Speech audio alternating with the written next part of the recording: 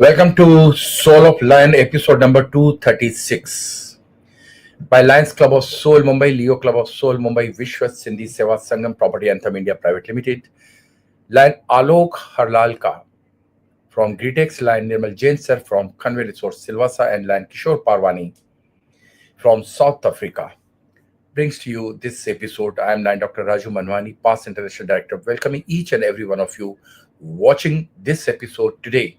The one of the greatest real soldier of Lionism, who is a past multiple council chairman and the global action team chairperson from area leader from Johannesburg, South Africa. The Cliff John Hawking, the man to whom I really admire when I visited the Joburg, and this man has taken care of me like anything. And today, after the 236 weeks, we are getting the opportunity to talk to him. You can ask him any questions. Type it on your screen, what you can see the number, or you can WhatsApp. But don't miss it. If you are missing it tonight, you can watch online Raju Manwani. Like, share, subscribe. Pass the comments. Ask the questions. Even after the show, I will see that Cliff should reply to you. All the questions were there. The Soul of Lion episode now live telecast in 187 countries. Our technical director is going to show us the approximately from the last 4.5 years. Our audience who are watching our shows is more than 75 CR, 40 lakhs and 22,507 people who watched us till now from the last 236 plus 1,010. So near about 1236 episode, Vishwa Sindhi Seva Sangam and Lions Club of Soul Mumbai and Leo Club of Soul Mumbai brings to you such a dignitaries like Cliff. My dear friends, Lions Club of Soul and Leo Club of Soul with Vishwa Sindhi Seva Sangam is organizing the 8th International Convention on 9, 10 and 11th of January 2026 in Hotel Taj, Bhopal, India. The detail is on the screen. Anybody can contact us. Before I call my young dynamic Vice President Navdeep Nigam on screen, I wanted Pradeep Bhaiya to show us 30-second, one small video of 8th International Convention of VSSS with Lions Club of Soul Mumbai. Over to you, Pradeep Bhaiya.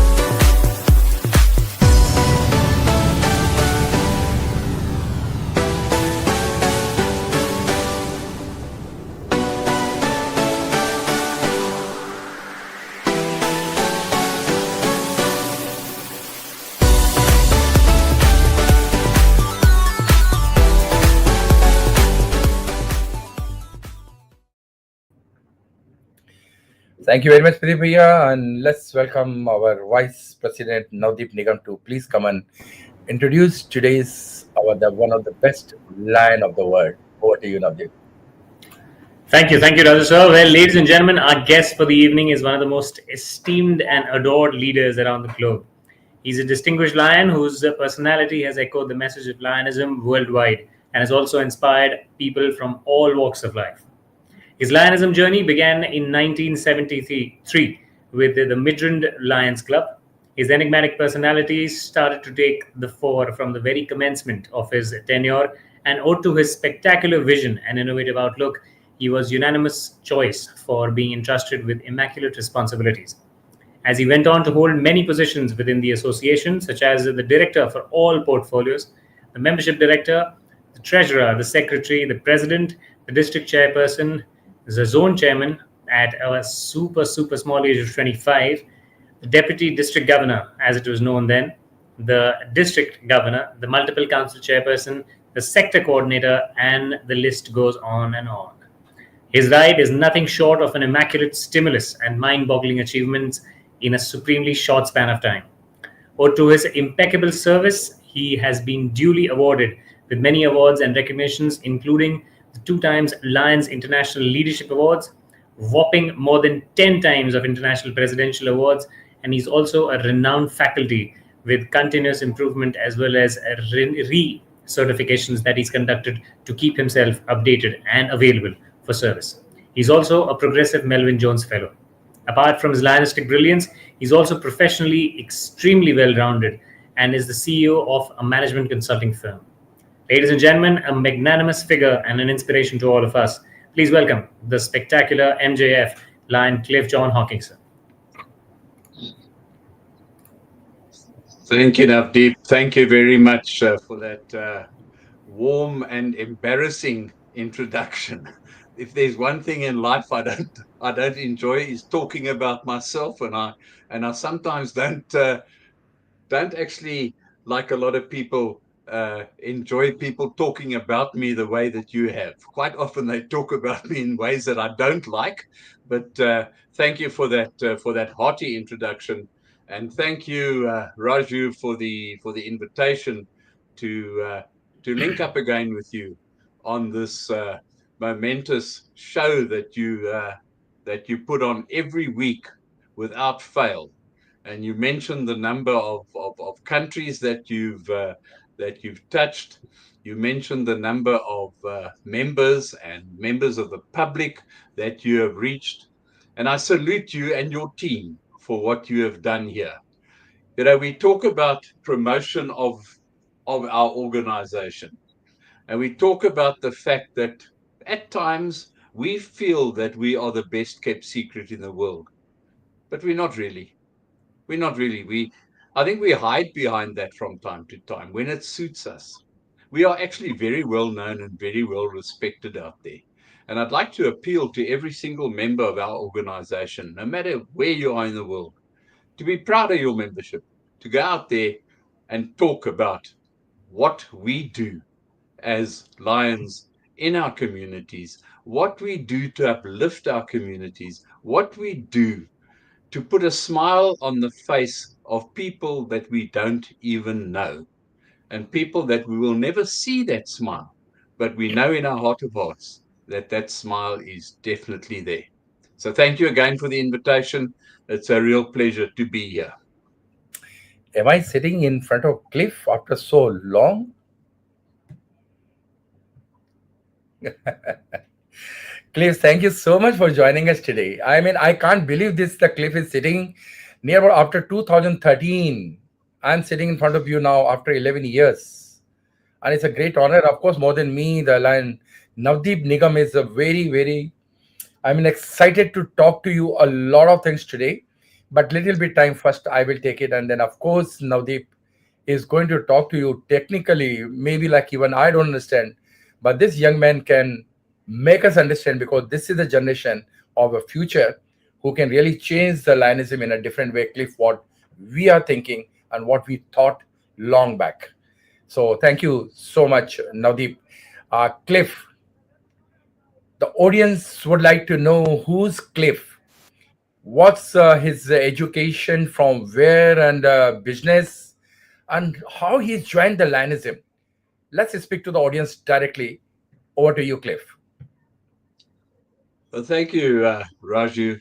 Yeah, I was born many years ago, and in a smallish town in the Western Cape of South Africa, where I'm proud to say we associate with some of the best wines that are produced in the world. I lived a very normal school life. I go to school every day.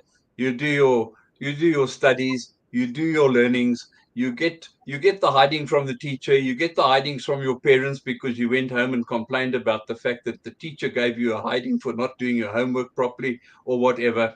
But it was a very normal and a very a very enjoyable childhood that I endured in the town of Worcester.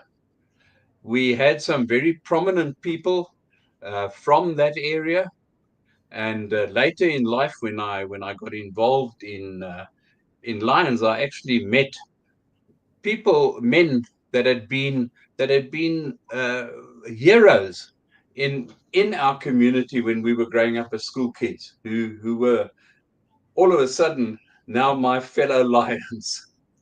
I followed a career or studies in the commercial world, studying subjects such as accounting and law and business economics and so forth. And I'm the proud owner of a couple of diplomas and other qualifications in those fields, which have stood me in good stead during my working career. Most of my life I've spent in the corporate world, be it in finance, be it in administration, be it in sales and marketing. And when I got maybe a little bit frustrated with the corporate world, I decided that it was time to start putting some money in my own pockets instead of putting money in other people's pockets, in other shareholders' pockets. And I started a management consultancy business. Okay. And a lot of folk out there think that it's instant success, but the success is the small tip of the iceberg that you see. What you don't see when starting your own business and getting down to the nitty gritty is that massive iceberg that sits under the visual appearances in the water, and with it goes all the stresses and strains. But we managed that, and for the last 13 or 14 years, we've been involved in this management consultancy and training business as well. So that's where we come from in terms of schooling, in terms of setting the scene, in terms of where we are in the world today. Family, I'm very proud to have a very supportive wife who hails from Switzerland. I don't have a Swiss Army knife. I have a Swiss Army wife who keeps everything the way it should be going in the household. We have two wonderful children, only one of which is a lion, unfortunately. But it was a proud moment, and it was some 17 or 18 years ago where we saw her inducted as a member into my own club. My wife Jackie is also a member, also a past district governor, a past council chair, and also a progressive Melvin Jones fellow. So you could almost say it runs in the family. Great. Cliff, great. I'm such a fortunate to meet Jackie when I was visiting your beautiful city of the world, Joburg, Johannesburg, the palace, beautiful place. Cliff, I remember the very sweet memories of my visit to your country and your city, and I still have a few nice photographs of that. Good. Cliff, some of the things maybe Navdeep and myself was not able to get from Google. Would you like to tell our audience about little bit more achievements of yours? What you did something extraordinary for the Lanism in your career, and the people should know about it. Over to you. I think one of the most notable achievements in my life, as far as Lionism goes, was when I accepted membership when invited to join a Lions Club, and it was a very strange but a very memorable introduction that I had to our local Lions Club. I was the scoutmaster of the local Boy Scout troop, and some of the scouts' fathers were members of our local Lions Club. So we used to chat when they came to drop their boys at Scouts or pick them up. And we sort of friendly chit chat around what was going down in the community, what was going down in the world, and so on.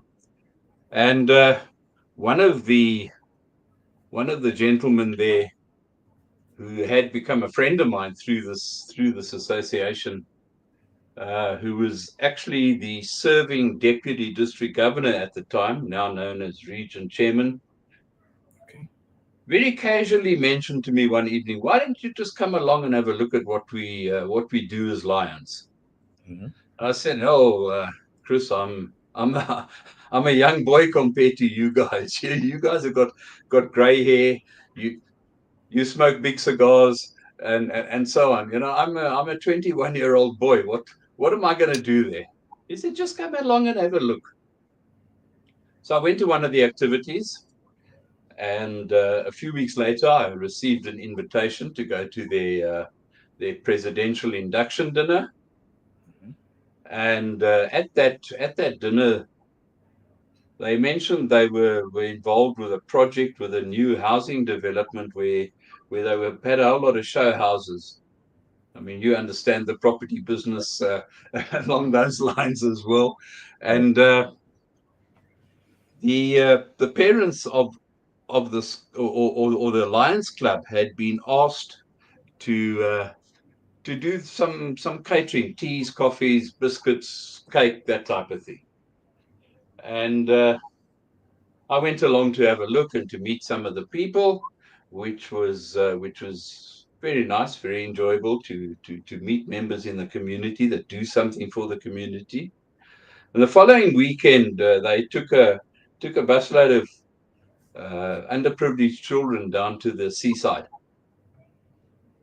and as we say, call it in South Africa, they had a braai on the beach, which is a barbecue.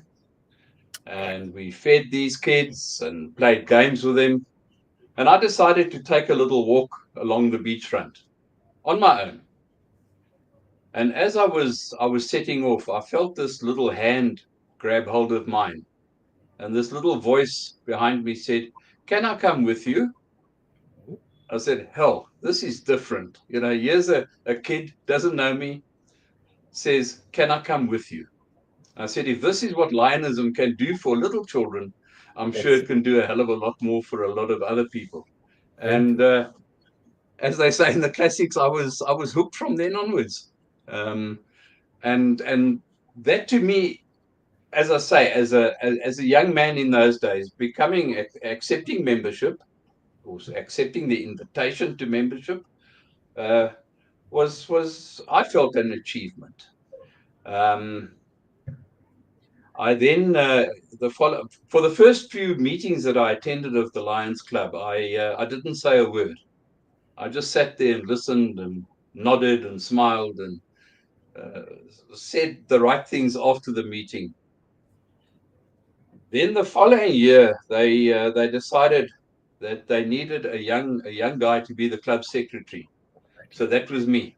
So I had to start talking at meetings. The following year, in 1975, the club had a bit of a snag in that the member that was due to become president was transferred out of town all of a sudden, and they looked around and they said, "It's about time we had a young president." And I looked back at them and said, no, not this young. They said, "No, come on, you can do it." So there I was at the age of 23 as a Lions Club president. Wow. It was almost like Boris Becker playing in the first Wimbledon final that he played in at the age of 17, because everything around me felt horribly strange. But I survived and I managed. 2 years later, I was asked by the incoming district governor to serve as his zone chairman. So there I was, probably the youngest member ever on the cabinet in that district at the age of 25, being appointed as a zone chairman. And that to me was a turning point in my life, not only in Lionism, but in my life. That it gave me the opportunity to sample firsthand what leadership is all about. That you can't just sit back and accept things that are told to you. You can't just sit back and accept that, oh, that's the way we've always done things. Because even at a young age, getting involved in leadership to me was saying, well, there must be ways that we can improve on activities, on processes, on procedures, and so on. You're right. And that's where I've been in all the 52 years that I've been a member now. Is where can we improve? Where can we change? Not change for the sake of change, but change for the sake of improvement. And you know, and I know, and most of our Lions listeners out there will know that, hell, if we ever needed change for the sake of improvement of our organization, it's now. I'm not saying we're going backwards. I'm not saying we're stagnating, but there's a hang of a lot that we can do to improve the member satisfaction of our members, to improve the number of members that we manage to retain in our organization, and to improve the quality of life of the people out there that we serve. And that, at the end of the day, is what it's all about. No doubt. We're continually talking about the need to grow the organization. I'm heavily involved in our Mission 1.5, and I get frustrated when I hear people talk about the need simply for the need of more members. We need members in our organization, yes, to grow the organization, but we need members as well to create a feeling of achievement and self-satisfaction within the members that we bring into our organization. That's right.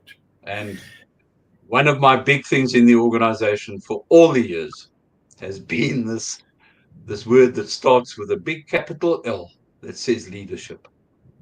And that, I fear, is where we are falling down in a lot of cases within Lions Clubs International. You're right. Cliff, constitutional area number 6 was ISAMI, means India, Southeast Asia, Africa, and Middle East country. Now this 1A has gone separate from ISAMI, become a constitutional area number 8. Africa going without ISAMI. How you felt it before with 66 countries, and now Africa itself is a different constitutional area? How you feel? That was good, or this is good? Like with any change that is thought through and structured, there are good elements and there are bad elements. The good elements are that we are now able to build, and a lot of building is necessary to build Lionism on the continent of Africa. Great. When we were leading up to the constitutional area being recognized and being granted its constitutional area status, there was a lot of talk and a lot of hype around, oh, guys, we need 30,000 members in Africa. And I asked a question one day at a meeting, but why do we need 30,000 members in Africa? To be told that the only reason we need 30,000 members in Africa is so that we can be our own constitutional area. My immediate response was, that is wrong. That's the wrong motivation. We need 30,000, 40,000, 50,000, 100,000 members in Africa because the communities in Africa need us to have 50, 60, 70, 80, 100,000 members in Africa. From a growth and development perspective, I honestly feel that we have not achieved our potential. there is so much potential out there for us to grow even more in Africa. Those are the positives that we can pin together. The negatives in terms of no longer being a part of ISAMI the way it was is that we don't have the access to the leadership of ISAMI that we had up until very, very recently. And True. personally, I miss that, No doubt. because we had a multitude of past directors, past presidents from our constitutional area, as it was, that we could refer to. I could pick up the phone without any fear of hesitation, speak to yourself. I could speak to AP Singh. I could speak to Prem Lahoti, and Correct. there was no issue. That seems to have fallen away. Exactly. Not available any longer. And even when it comes to looking for dignitaries to invite to conventions and so forth, our choices are limited.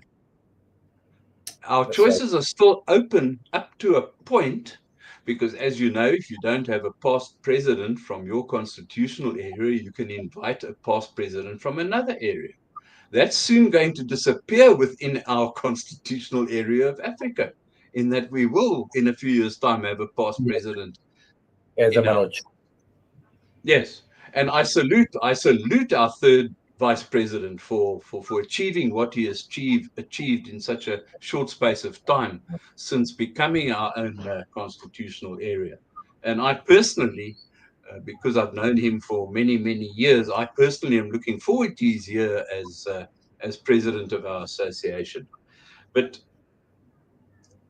I believe in telling it like it is. I believe in answering questions the way they should be answered, with honesty, with openness, and that's the biggest negative I've personally experienced and seen through through the formation of Constitutional Area 8.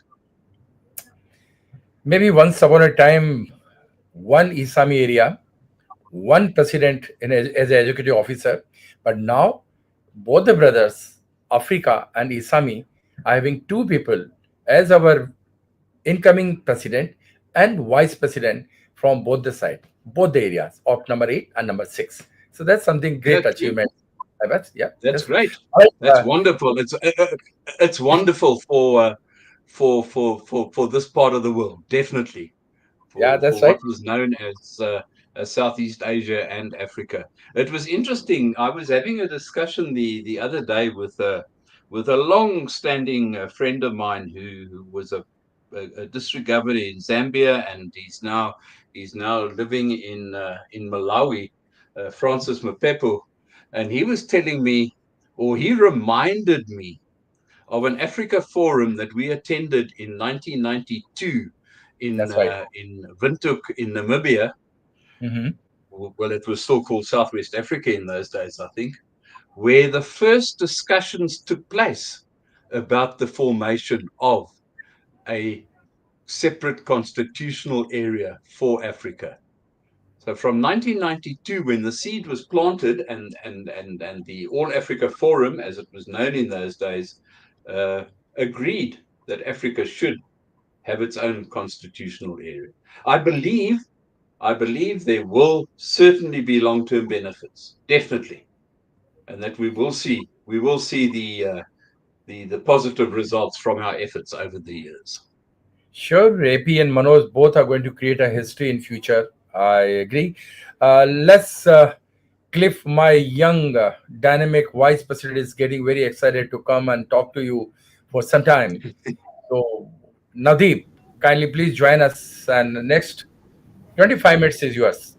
You can ask whatever you want to ask Cliff, and he's the only man, the encyclopedia of Lionism, can tell you a lot, a lot. I'm an admirer of Cliff. Now over to you. Go ahead and talk to him, please. Sure. Thanks, Raju sir. Well, firstly, Cliff sir, it's absolutely fantastic to have you back precisely after 1,436 days. I think the last we did this was in on 12th of April, or 4th of April rather, way back in 2021. That is when we had you last on this particular show. So it's fantastic to have you again. And yeah, the better thing is that I actually get more than 5 minutes to actually talk to you, because that is the allotted time I had at that particular point in time. I believe that is one of the perks of growing up. Firstly, I'll start off. Obviously, immaculate career in Lionism. You've spent 5 decades. It's fabulous. And it's something which obviously gives you a lot of experience. My first question to you, obviously, is with regards to that. You've seen Lionism pretty much from the age of, if I may say so, in the analog age. From the times it turned into the millennium and the digitization actually happened. And now we are pretty much one click away when it comes to an MMAR report download compared to what you guys had to do during your times. How have you seen Lionism evolve over these 5 decades? And do you think it's going in the right direction on an international level if we talk about it? I can either make a few friends with what I'm going to talk about, or I could lose a lot of friends with what I might end up saying. But I don't see it, Navdeep, I don't see it as a loaded question at all. I see it as an interesting question. I see it as a question that I think sits on the lips of hundreds of our members around the world from time to time.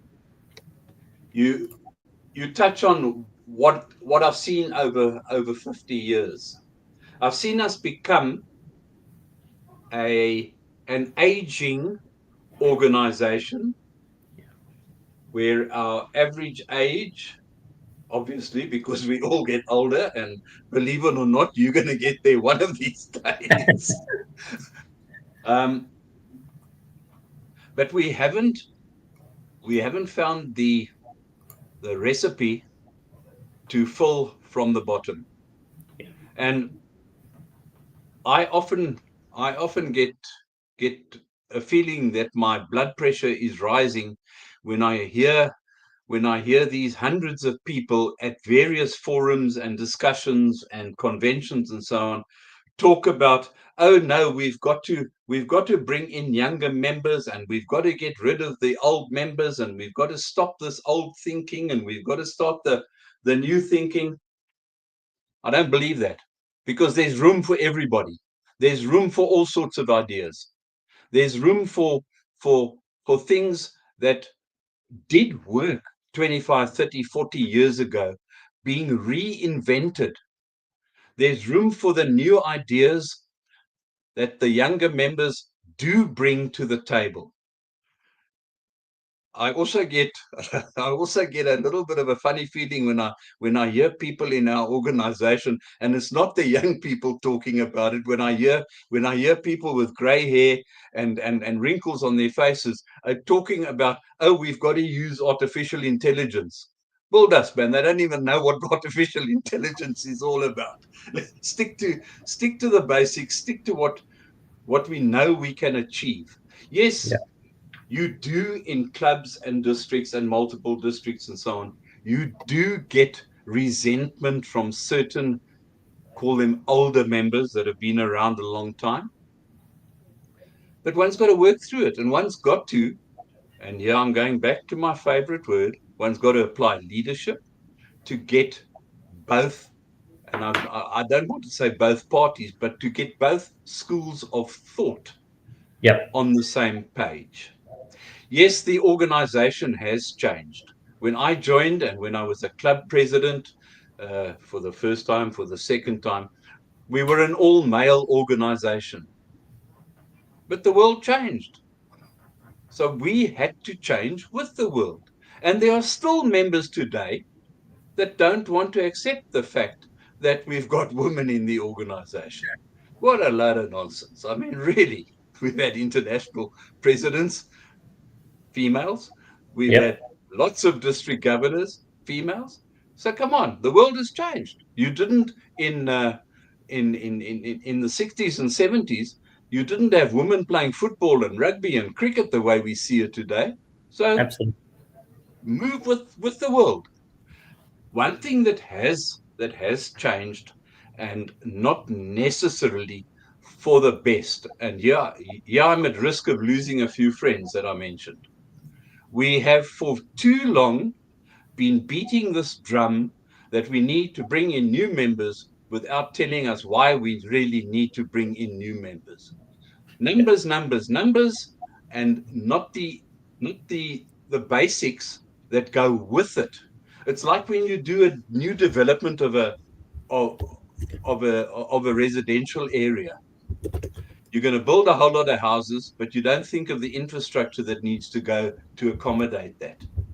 And we have failed, and I'm using this term advisedly in my own head, but I'm using it wisely, I think. We have failed to ensure that leadership infrastructure is built around this growth that we want to see. I mean, how many times don't you go to district and multiple district activities and you hear club membership talking, oh, hell, we haven't got a president for next year. And you hear districts saying, oh, we haven't got candidates for vice district governor for this year. That's because we haven't built that infrastructure. And in a lot of cases, we've relied too much on using repeat appointments. Somebody that's been president 5 times in his club, and you say to him, "Ah, come on, man, the club needs you." Whereas when I was a new member, when I was working my way, I'm not going to say up, I was working my way through the clubs and the districts. We used to see new blood coming through into leadership roles every single year, and that is now at the detriment of where we need to be and where we need to go. Absolutely, I think beautifully put. I don't really think that you would be at the risk of losing out on any of the friends. I believe most of them would just basically be, just privy to the fact that you're actually addressing the facts that the organization faces in today's day and age. A follow-up question, Cliff, on this, especially because you're so inclined towards the leadership concept also that the organization promotes. Uh, Very recently, I just was intrigued about how the leadership institutes actually function at a global level. The only two leadership institutes I am pretty much left to finish are the FTI and the LCIP myself. And having done all those institutes myself, I was just thinking to myself some days ago when I went to the Same Forum at Hyderabad. I thought to myself, how do we actually get data of the number of people and the age of the people who actually get selected to finish off these institutes and to then relay information to most of the lions around the world so that we can actually propagate the concept of leadership? How do you see the leadership institutes progressing, and also the fact whether even after so much amount of time of their commencement, do you think are people actually aware of those leadership institutes and the impact that they can actually have? Yeah, this is something that is very, very close to my heart, and something that I talk about a lot. I think our leadership institutes are all high quality institutes. And here comes the but we don't effectively use the members that we have trained to present and be faculty at these institutes so that they can go ahead and become the institute leaders of the future. And I fear we are, and I've said this to the leadership department at International, I fear we are going to lose good faculty members, good trainers, good facilitators, because it's always the same old that gets selected to facilitate these institutes, which is a crying shame. I've seen this in my own multiple district where we had because the FDI was held locally a couple of years ago, we had a good number of participants who all graduated as FDI, and not one of them have been used to get involved with a subsequent FDI.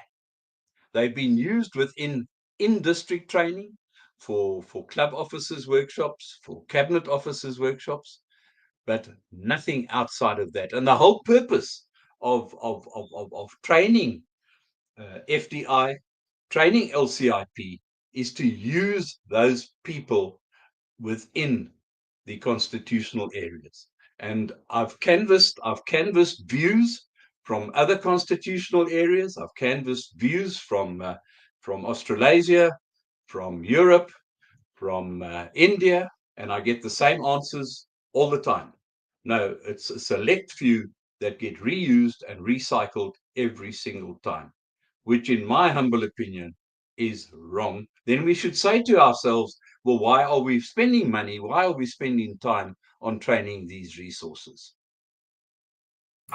Absolutely, I totally agree with that particular point. Just a follow-up question on that very point that you just made, Cliff.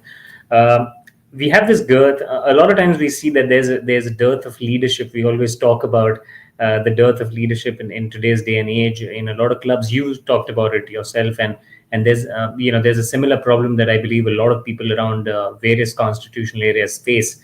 Why do you think there has been a leadership dearth going on for such a long time, despite clubs actually going on for a long time themselves as entities? What do you think is the reservations that the clubs are keeping, or is there some kind of reservations that people have with leadership, or to which we've always been in the dearth of leadership when it comes to the foundational level, which is obviously the grassroots clubs? Your opinion on that? I go back to when I was first asked to become a club president. I mentioned that I was very young in age, and I just happened to be maybe at the right place at the right time.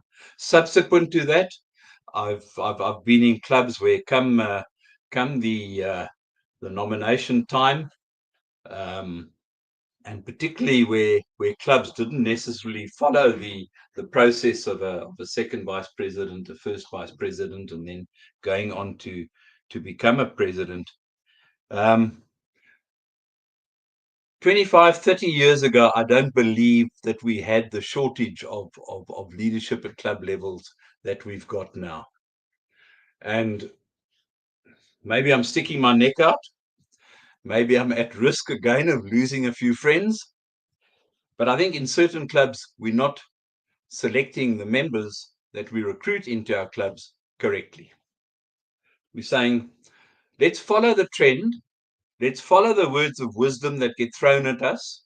We want numbers, numbers, numbers, but we forget about we want numbers, but we want to bring in members that have, not everybody needs to be a leader, but we need leaders to be recruited into our clubs to ensure that continuity of leadership. And I think that's where we're falling flat. And in any organization, no matter where you are, you're going to have a group of members who will be leaders, who will want to be leaders within those organizations, and you'll get those that merely want to participate in the activities of the club and be the workforce. Because of circumstance, because of where a lot of our clubs have gone, a lot of those members that did not want to strive to be leaders have been forced into leadership roles. And it perpetuates, I think. You know, you sit there as a club president, knowing in your heart of hearts, if you do a proper self-analysis, that you are not the leader that you should be. You're trying hard, but and it's no fault of yours that you're not doing what other people have done in the past. Yeah. But a lot of those that just want to work have been forced into leadership roles. another thing that seems to have crept into the organization in the last few years is, oh, I only joined Lions to serve. I only want to serve. I don't want to get involved in this administrative nonsense or this leadership nonsense, as they put it. There is more. If you look at the ethics and purposes of our organization, of our association, there's more to being a Lions member than just purely serving. You undertake to play an active role in your community. You undertake to be a leader in your respective area at whatever level you feel that your leadership can contribute. And I'm saying to a lot of people these days, when they talk about service, I say every time you conduct a training workshop within this organization, you are providing a service. You're providing a service to your district, to your multiple district, to Lions Clubs International. So whatever we do in this organization, we are actually serving in one way or another. So I try and knock that one on its head as quickly as I can. Absolutely. No, I think that's perfectly put once again. Just to kind of like touch up on certain other pointers also, which obviously rise up from what you gave in your observations as of now. Do you think there is a major level of gap when it comes to us asking the very simple question to all our members when they join is why Lions? And at the same time, do you think there's also a major gap when we talk about orientations or training sessions? They go by a particular curriculum, but they don't really tell the people what Lions can what they can actually get out of Lions. Why I say this is because when I joined Lionism myself, I was very clear about what I wanted to do with it.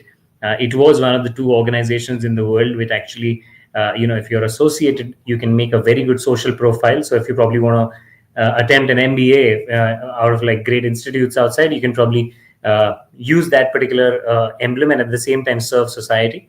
But it's got so many branches of incentives that the organization provides. But I do believe somewhere down the line we miss out on even asking the most simple question to the members who join, which is why Lionism. And then if they answer, we could easily provide an answer to that and keep them in the organization for longer times. What do you think about this perspective? I think that everybody, no matter what organization it is that they are thinking of joining, and they might not necessarily ask this question, but it must be sitting in their mind somewhere. They'll be saying, what's in it for me? What am I going to get out of this? If you're joining a golf club, you're going to play golf every weekend. You're going to get frustrated. You're going to lose a lot of golf balls, but you know that's your fate in life. And I feel that we as club leaders don't necessarily answer that question when we're talking to members of the public and when we're talking to prospective members. What's in it for that individual? Yes, you get those that, and I've just mentioned it. You get those that state openly, all I want to do is serve. But there are many ways of serving, so you can work your way around that. What's in it for me? What's in it for you when you join a club? I think one of the biggest and most dynamic things that any member coming into a Lions Club can get is this thing we call self-development and leadership development. I'm sure you've seen it, I've seen it, and I'm sure Raju has seen it. You see members coming into clubs, and after a few weeks already, you see that confidence building, you see that ability to get up on your feet and speak with comfort, not necessarily speaking with ease, but with comfort. Because when you speaking at a Lions meeting, or you're speaking at a zone meeting, or whatever, you are actually in a very safe space. Nobody there wants you to fail. So you will get that natural encouragement. Sure. Also, the ability to be able to get involved with the managing of group dynamics. I'm sure you see it in your country as well, that one of the biggest reasons for members dropping out of clubs is because they're having fights with members in their clubs. They're having conflict, or as I put it, perceived conflict. Now, part of leadership development is working around that, working through that with individuals, that we don't have this thing that everybody these days refers to conflict.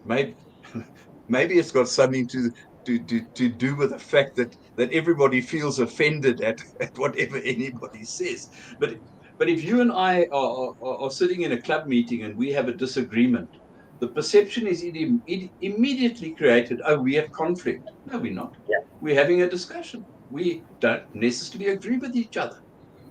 So those elements of leadership development, of building the capacity and the capability to manage group dynamics, and at the same time to be able to resolve issues, not necessarily conflict, but resolve issues, that it becomes a win-win situation.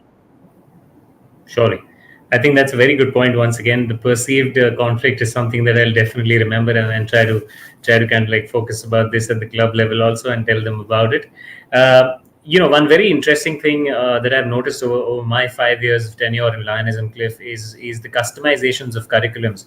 Now, when I used to attend a lot of Lionism meetings, and I used to attend a lot of leadership institutes, I used to go through a lot of curriculum, try and read a lot about it on the website, as well as on the blogging portals, and everywhere else, wherever I could assimilate any sort of information.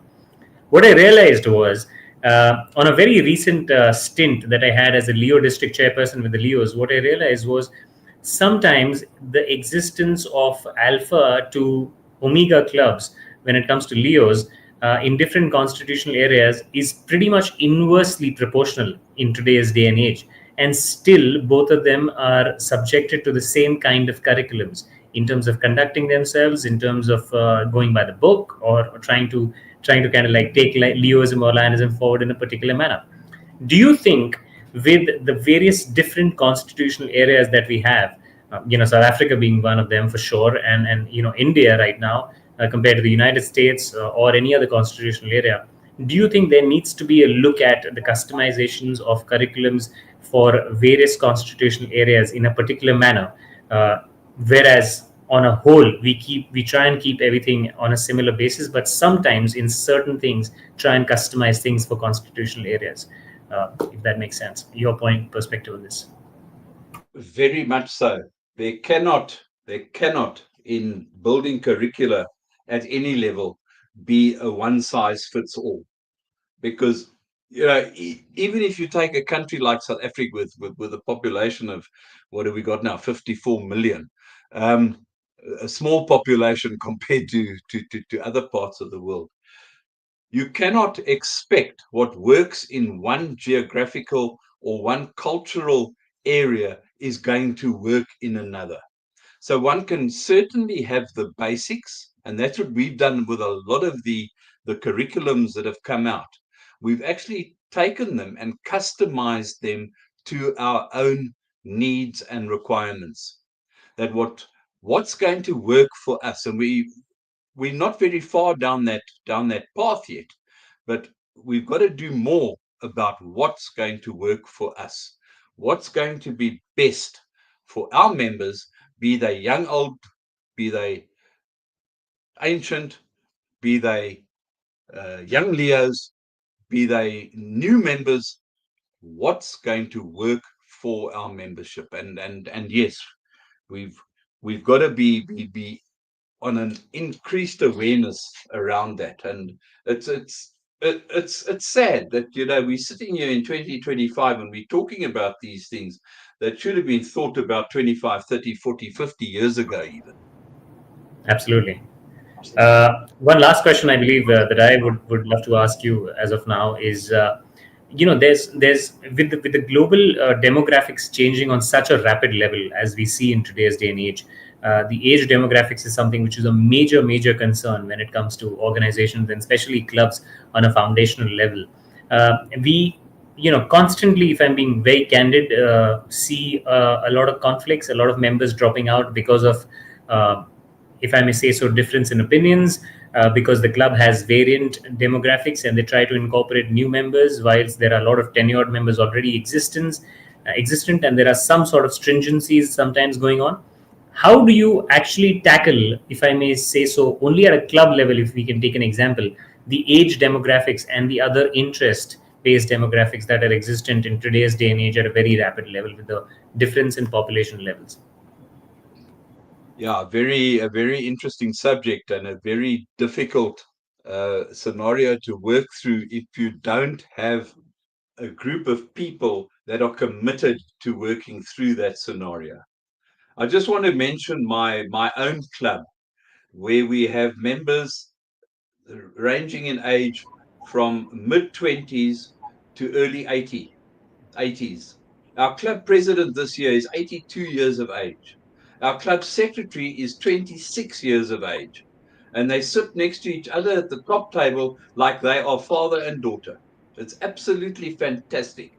And that's a spirit that one has got to get to within a club. And the only way you can get to that, in my humble opinion, is straight talk. Straight talk. No hiding behind the bushes. No nonsense about, oh, we might offend that one if I say this. You just tone it down and you say it that it's going to be more acceptable. But there are ways and means around it. I mean, if it can work in my club and it's worked in other clubs that I see around here, I'm sure it can work throughout the world. But it takes two to tango.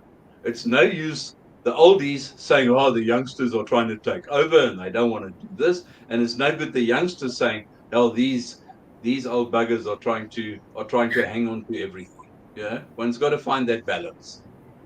Absolutely. Cliff, is your better half Jackie's next to you? No, she's I don't know where she is. She's somewhere around here. It always happened like this. Let me see where she is. Let's see. So this was a great Nadeep. I'm sure that you must have enjoyed talking to Cliff because he is a man. Believe me, when I visited Joburg as an international director, and what kind of the welcome and programs and the functions and the discipline, the time management, the welcome. Oh God, a very nice and very dedicated soldier of Lionism they are. Raju, So unfortunately, she's on a Zoom meeting at the same time. perfectly all right. Perfectly all right. Cliff, now tell me one thing that when I'll be able to see you as my international director. Difficult question, Raju. Difficult We question. love to. We love to see you.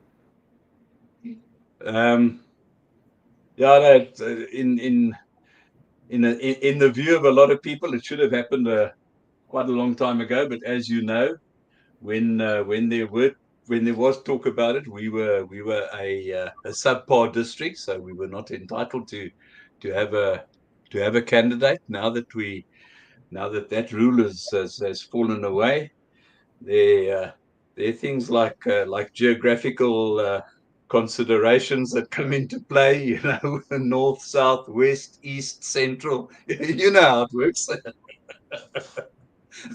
We're not going to, Raju, we're not going to use the word politics at all. I know, but we love to see you, Cliff, because we know that your dedication towards Allianism. Thank you very much, Cliff. Would you like to give the one last message to your audience? Whatever we do, we must do with one thing in mind.